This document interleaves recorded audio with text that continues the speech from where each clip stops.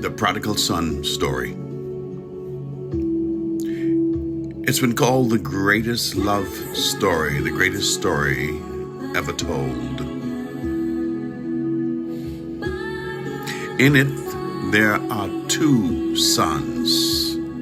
The younger son, the younger prodigal son, perhaps the best known of the two, who left his father's house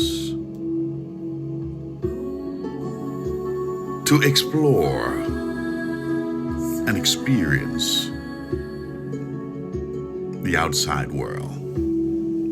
The other son, the elder son, remained at home in the father's house. But yet, let's get this straight at the beginning. You and I are everyone in the Bible. You, the younger prodigal son.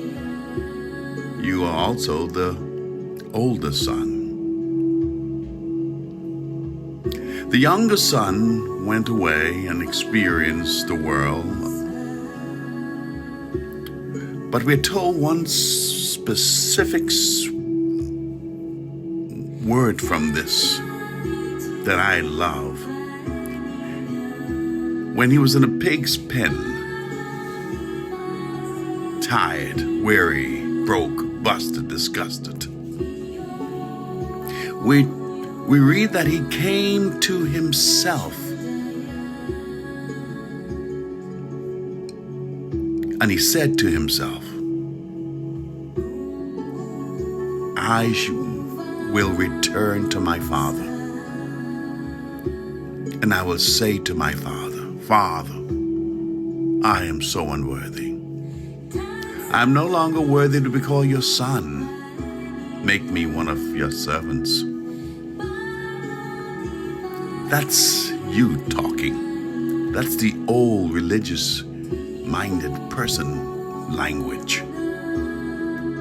The father paid no attention to him, made no reference to what he said, ignored it because it was not important. It was not the truth.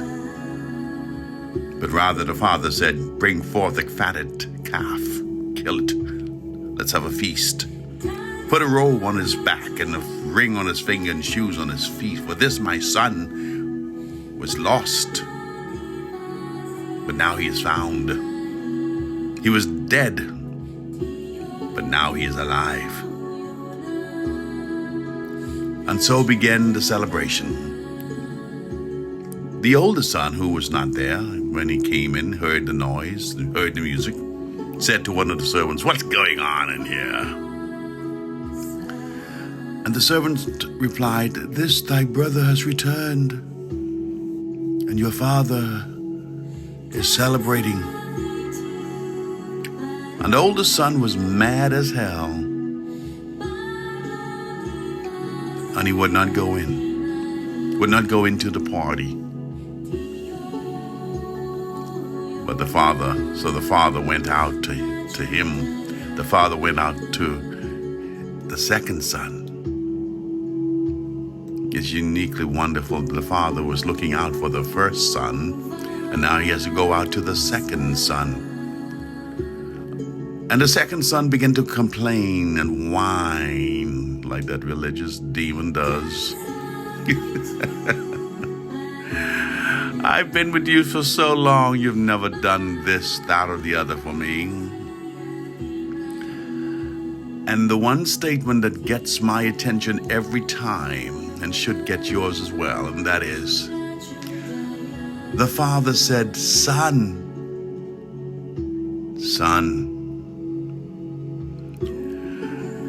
thou art always with me, and all that I have is thine. It's all yours.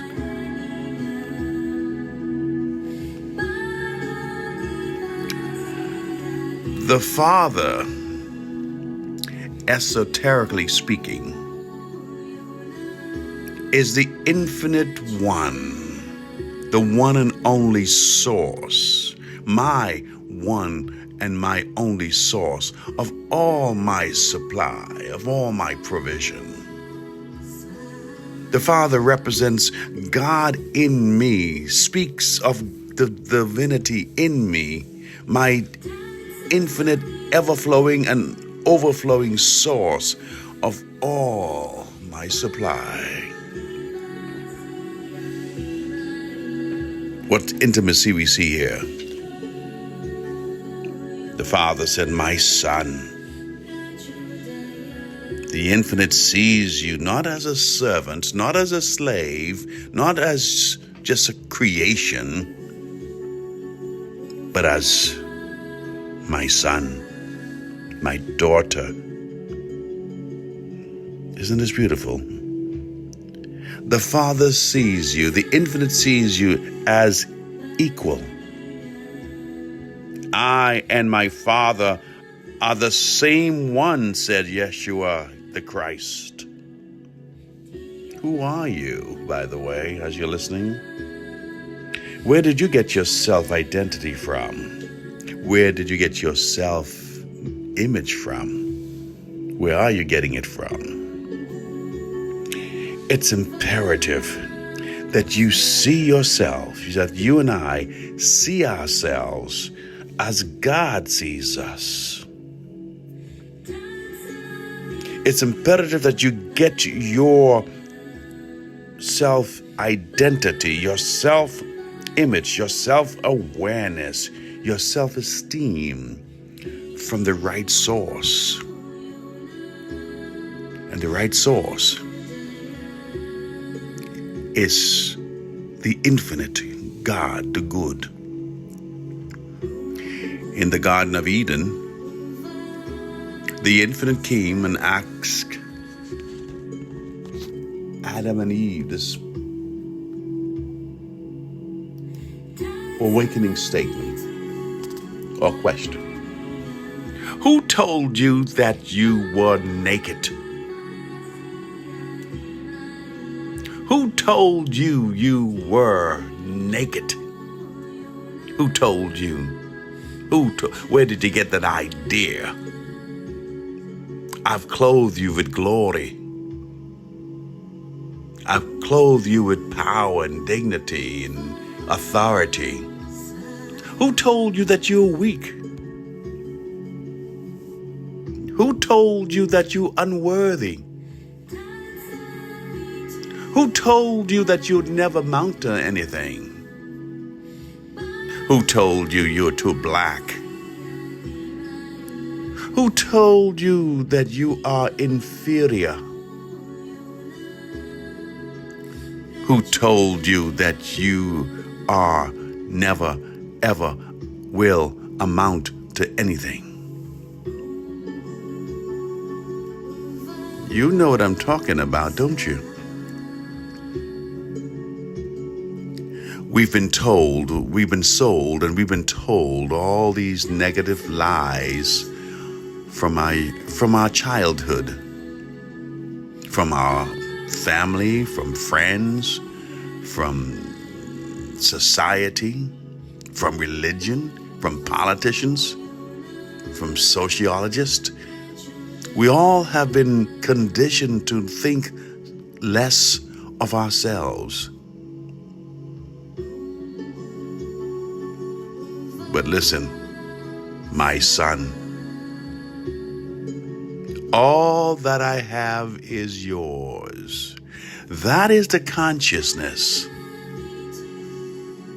that I must stay in, remain in, dwell in, rehearse, nurse, and deliberately decide that's for me. I must consciously and deliberately decide to assume this truth, to apply this truth, to appreciate this truth, that I am one with the Father, I'm one with the Infinite, that God and I are one, and all that is God's are mine. All that I have is yours. So there's no lack. Lack is a lie. If God is with me, who can be against me? Lack cannot be against me. It doesn't exist. The only place lack and limitation exists is in your mind. And if you can rid your mind of all those lies of lack and limitation and sickness and disease, then you will be able to enjoy all that is yours. All that is mine. All. The all-loving God, the presence of God, the power of God, the provision of God, the protection of God, the peace of God is all mine, is in me, is with me, is above me, is beneath me, is around me, and indeed is me. Notice the Father didn't say to the Son,